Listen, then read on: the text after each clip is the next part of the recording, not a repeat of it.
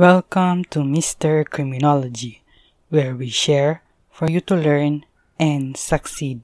In this video, we will be discussing Article 294 in relation to robbery with homicide. Robbery with homicide. This is committed when, by reason or on the occasion of robbery, the crime of homicide shall have been committed. Na-discuss na po natin under Article 293 kung ano ang robbery.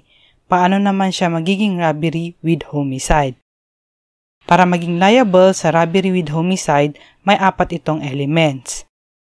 First, the taking of personal property with violence or intimidation against persons.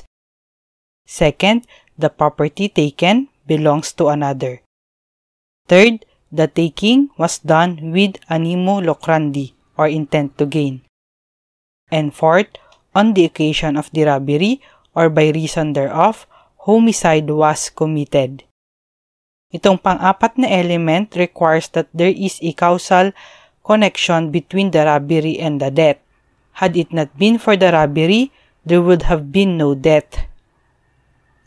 Again, kung walang robbery, then wala sanang patay. As long as the homicide resulted during or because of the robbery, even if the killing is by mere accident, robbery with homicide is committed. Example, si Pedro nakita niya si Maria na naglalakad. Hawak-hawak ang cellphone nito.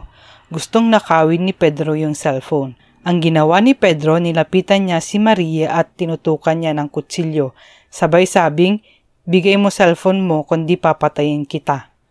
Itong ginawa ni Pedro ay considered robbery with intimidation. May pananakot gamit yung kutsilyo. Kung nanlaban si Maria, ayaw ibigay ang cellphone at nasaksak siya ni Pedro at dahil sa saksak na yon, namatay si Maria, ang crime na nakumit ni Pedro ay robbery with homicide. Wala sanang death kung hindi sana gustong nakawan ni Pedro si Maria. Paano naman pag pinatay before nakawan? Depende po yan sa intention ng offender. Kung pinatay niya para nakawan, robbery with homicide pa rin. Pero kung ang intention niya ay para patayin talaga at afterthought lang niya yung pagnanakaw, separate crime po na homicide or murder at robbery ang nakomit na crime.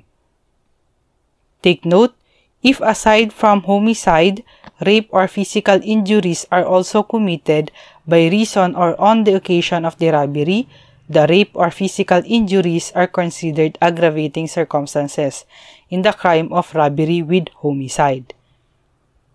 Kanina pa natin binabanggit yung homicide. Ano nga bang ibig sabihin natin sa homicide? Yung homicide ba under Article 249? Ang sagot po ay hindi. Homicide as used in paragraph 1 of Article 294 is to be understood in its generic sense as to include parricide and murder. Hindi lang po siya homicide under Article 249. It also includes parricide and murder. Basta may patay on or occasion of robbery, regardless kung parricide siya, homicide, or murder. Sino yung victim sa homicide? First, the victim of robbery. Kung sino yung victim ng robbery, siya din yung victim ng homicide. Second, other person, including the robbers themselves. Example, binaril yung victim ng robbery. Nakailag yung victim ng robbery at iba ang natamaan or natamaan yung mismong kasama niyang robber. Thank you for watching. If you like this video, don't forget to share it and to subscribe.